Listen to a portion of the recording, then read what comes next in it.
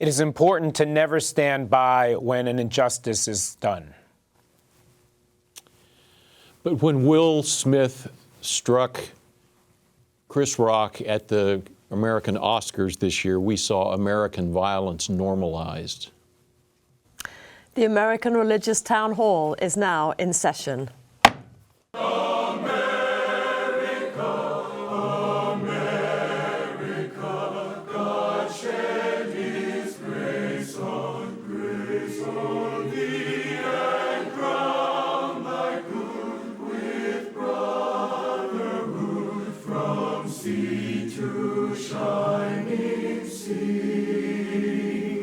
Welcome, friends, to the American Religious Town Hall meeting, where the discussion of religious, political, and social issues is meant to promote the cause of religious freedom and to help us better understand each other.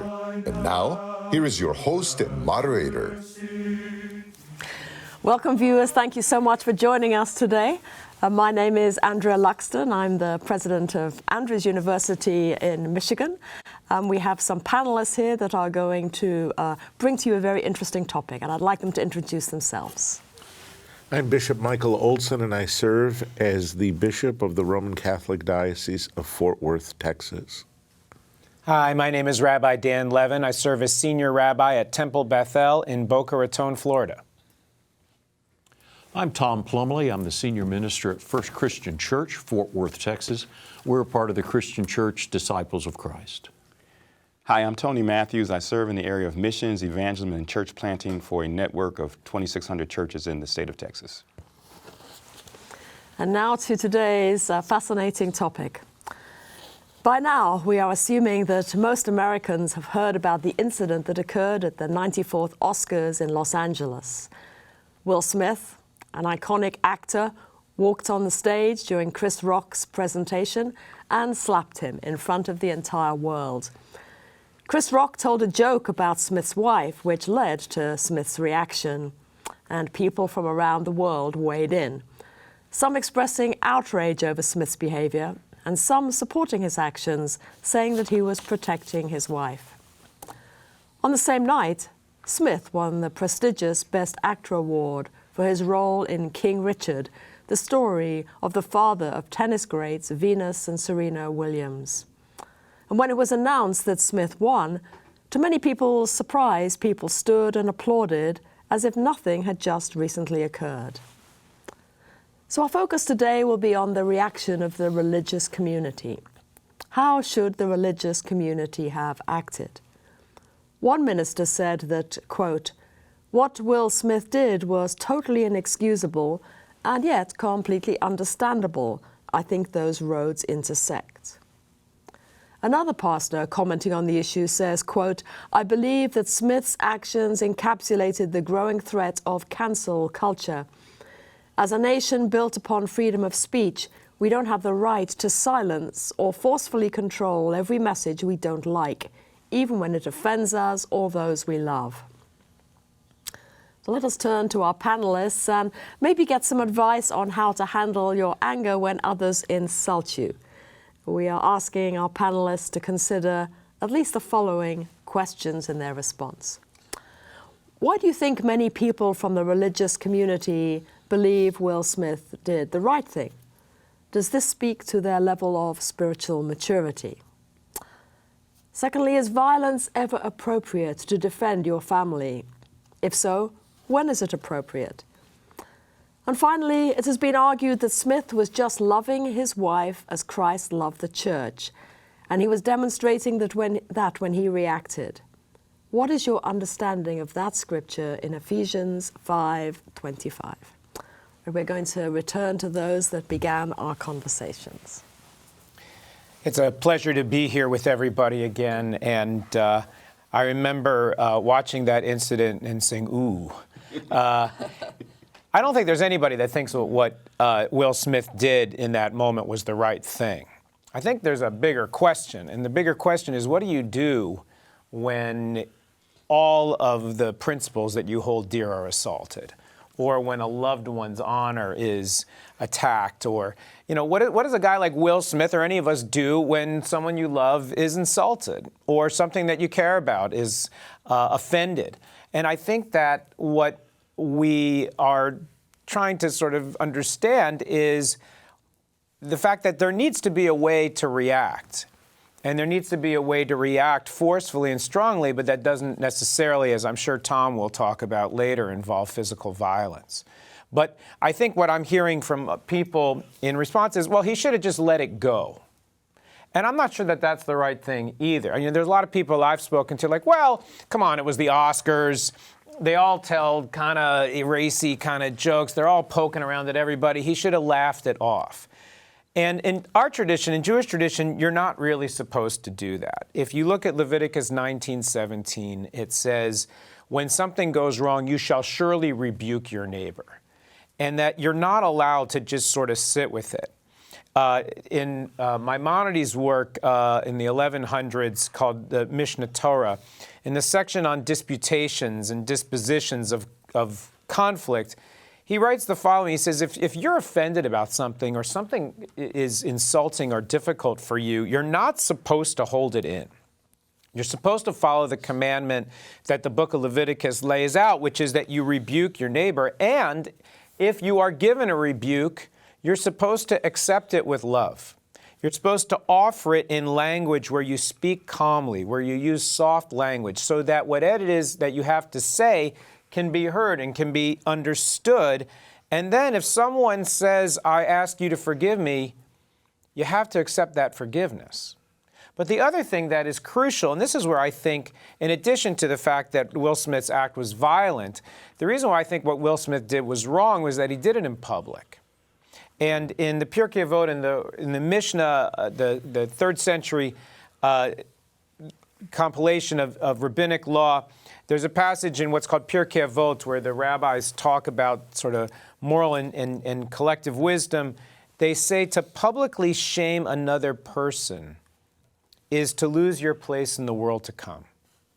Meaning that to shame somebody publicly is about as bad a thing as you can do. The rabbis, because they would see people become flush in the face, would say that actually shaming someone in public is almost like bloodshed.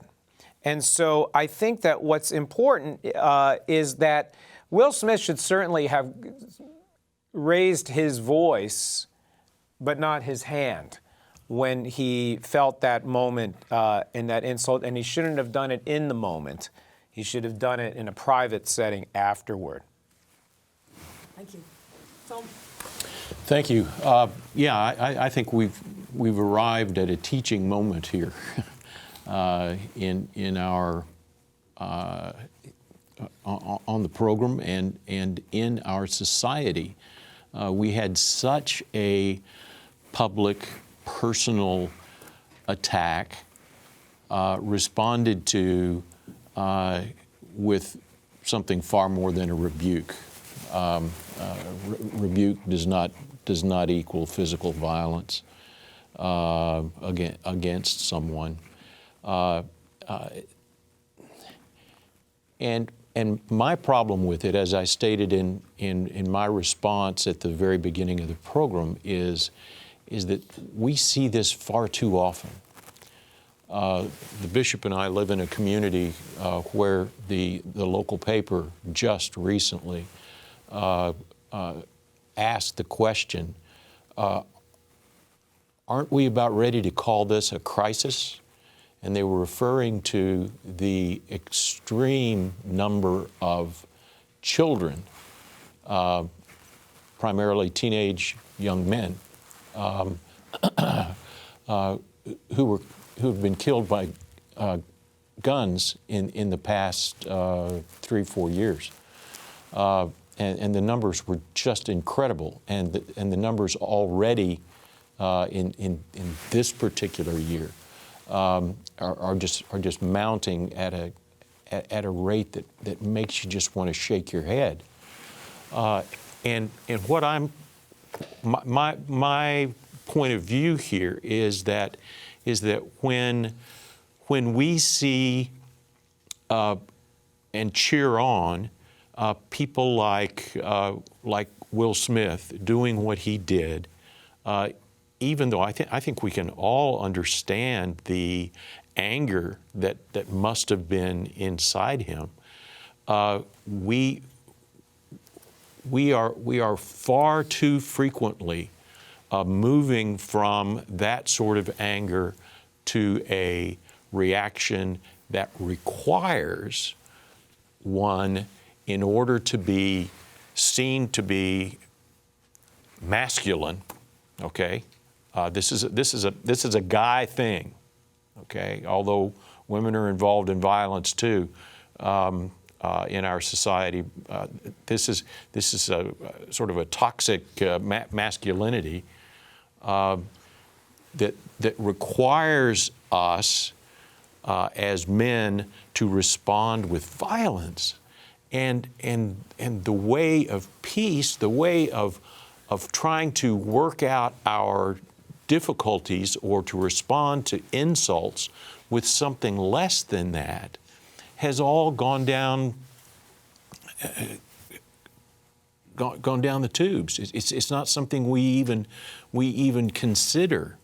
It's not something that we teach, and because of things like this, it's the opposite of that has become the normal, and that is very problematic. One commentator that I read put it, I think, aptly when he said, "Now we know that the sort of chivalry most of us men were taught as little boys is not dead, but perhaps it ought to be." Thank you. Yeah. Tony. It's good being here, and thanks for the comments. Twitter, social media just blew up, as we all know, when that happened. In fact, a lot of folks were saying that it was just part of the the Oscars act. And I think for the religious community, and I know folks who were saying, "Oh, he did the right thing, you know, that's what men are supposed to do." And I think we, in the religious community, some in part had an emotional response to this rather than a biblical one, by and large. And I think I think they saw the Gemini Man, Will Smith, you know, the Gemini Man. I think they saw the character who played Ali. I think they saw King Richard, the father of Venus and Serena. I think they saw the Fresh Prince of Bel-Air. I mean, my gosh, you know, Will Smith was in our homes daily with the Fresh Prince of Bel-Air and all these great movies that he made. But I think people just didn't really 100% see that this is a human being who is vulnerable. You know what I'm saying? He's like everybody else. And I think the emotional response from a lot of folks didn't consider that, hey, really what he did was it could have had some legal ramifications. That was assault. You know, you can't just walk up on the stage and just, you know, slap someone. In fact, the report stated that the police officers were asking Chris Rock if and they didn't even have to ask Chris Rock. They could have just arrested him. So it was a legal violation there. And so I think some believers supported Smith's action because they said that, you know, they like to see men standing up for their wives. And as one of the ministers said, and the moderator's comment is that what Will Smith did was inexcusable but understandable. Now, that preacher will make a good politician, won't he? That's a good politician right there. So, you know, I do think, you know, defending your family if your family is in danger of physical harm, I think that's a no-brainer for me. But to retaliate, as the rabbi mentioned, with physical force to a verbal comment is just, you know, is not understandable. I think something else deeper was going on with Will Smith. I think that was a display of some type of breakdown. And I'm not making excuses for him, but I think he needs some help. And I hope his career, and maybe we'll have time in this portion to talk about, restoration. How do you restore someone who makes a awful mistake like that? Thank you. Bishop. Yes, this is a very good conversation on this topic, because I think approaching it from kind of a religious community, as the question was put forward, I think there's, as I look at the entire driver, I would not call it toxic masculinity as much as I'd probably call it toxic adolescence. And that's not just Smith. I think it's also Chris Rock. I think it's the entire coarseness of society today, where I'm not sure we can agree on where to draw lines. I mean, he was definitely battered, and I think that was wrong to do, and it was wrong. But the tenor of humor today is very much like trying to spike somebody to react, and we can harm each other with words. And I think that's a very important thing for us to remember as religious people. I mean, there has to be a sense of accountability, not only with what we do, but with what we say. I think morally speaking, to a community and to other people, and ultimately to God, I think, the comments where everybody stood up and applauded when he won, well, I mean, you're talking about an industry that seems to take its moral cues from virtue signaling. They hadn't been told how to react yet. I mean, this same group, I don't know, have they reprimanded Harvey Weinstein? Have they reprimanded Roman Polanski? Those are crimes that are beyond even the scope of what Will Smith did, and he's been barred, and in a sense, in the current cancel culture, that's the current ethic. I think, Rabbi, to your comment, I agree, is that we can't overlook this sort of coarseness. I mean, it's so much of the violence that we have in our society today can be attributed to language. I mean, whether it's tweets, whether it's what passes for political discourse, whether it's on the radio, whether it's what passes for our news programs. It seems to me that physical violence is almost inevitable if we don't stop it earlier. And I just think those are my reflections on it. I think it's simply absolutely wrong on the part of Will Smith, and it's also absolutely wrong to go after and mock the sick and the vulnerable. I mean, and he knew what he was doing. That was very clear. I mean, otherwise it wouldn't have been ironic and really acerbic.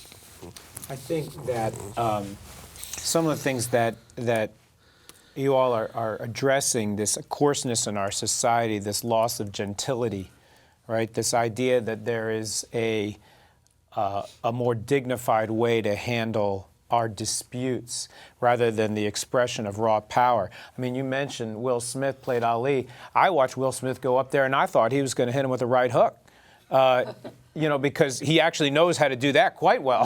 Right? He's a big man, Will Smith. But I think that this loss in our culture of an appreciation for dignity, we are celebrating and elevating those who are the most coarse, who are the most inflammatory, who are the most caustic. And I think because we do that, we are, as I think part of one of the questions that was raised, we're dignifying that. We're saying that that is actually the preferred mode. That's the cool way to behave. That is what a real man does. And I think that we need to redefine what is the powerful thing to do. And that sense of restraint, I think, is where the power comes from. In our tradition, we're taught, lo tuchal lehitalem. You're not allowed to stand idly by. You have to intervene when you see something that's wrong. But there are ways to intervene that are genteel, that are civil, that elevate and restore the moment as opposed to draw it deeper into the muck. I think I agree with you 100%, and I think the intervention also should apply to Chris Rock and a lot of the other, type of what passes for humor today, which is really just mockery and scorn. And I think we've got to hold people accountable to that in the same sense in an intervention, standing for it appropriately, a measured way. I feel as though we just got started and it's already time for the break. Let's take a break. We hope you're enjoying today's program. If you'd like to learn more about the American Religious Town Hall, please visit our website at americanreligious.org. That's americanreligious.org. There you can read about the vision and history of the program, and we invite you to become a ministry partner, explore our Town Hall Estates healthcare facilities, and view past programs by clicking the appropriate menu buttons. Each week, we look forward to receiving your letters. You may write us at the address shown on your screen. Send your letters to American Religious Town Hall Meeting, P.O. Box 180118, Dallas, Texas 75218. If you have a prayer request, please send it to prayerrequest@americanreligious.org. Thank you for writing and thank you for watching. Now, back to today's closing statements. Welcome back, viewers. And yes, we really do want to hear from you. So please do send us your messages. We look forward to that. And we are now going to go to the wrap-up comments already. Bishop. Thank you. The most recent outburst or conflict at the Oscars between Will Smith and Chris Rock shows that violence is undue and is also not a way to resolve conflicts. But also violence can happen in words as well as in deeds. And underneath it all, we have a responsibility to respect the integrity of each other, the dignity of each other, and especially to stand up for those who are more vulnerable, including the ill, the elderly, the weak, and the stranger among us. Thank you.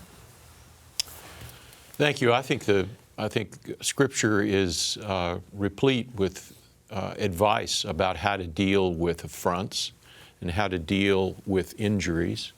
In the New Testament, the church talks about how to deal with those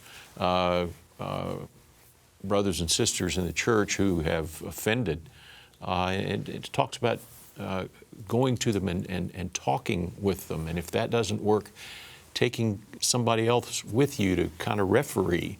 And if that doesn't work, then talking about it within the larger community, and help trying to find some peaceful means to deal with an affront.